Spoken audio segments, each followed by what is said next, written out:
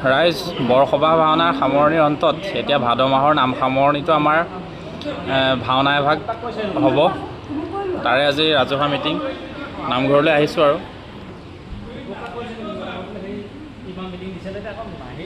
ৰাইজ গোট খাইছে দুই এজনকৈ।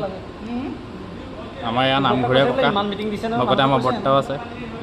এইজন আমাৰ নামঘৰীয়া ককা দেই, উঠাই দিছোঁ আপোনালোকক। উঠাবলৈ আগ দিছে, উঠি আছে, ধুনীয়াকৈ উঠি আছে। এজন আমাৰ নামঘৰীয়া ককা আৰু এজন আমাৰ জ্যেষ্ঠ বৰ্তা, আমাৰ ককা। এয়া আমাৰ উৎসৱৰ সম্পাদক, উৎসৱ কমিটিৰ সম্পাদক।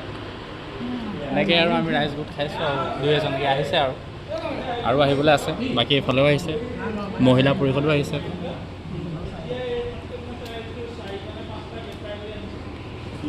ৰাইজৰ সন্মতিক্ৰমে আমি ভাওনা ভাগ কৰিম ভাবিছোঁ। ৰাম পৰাজয় নাটভাগে কৰিম বুলি ভাবিছোঁ আৰু দেখা যাওক কি হয়।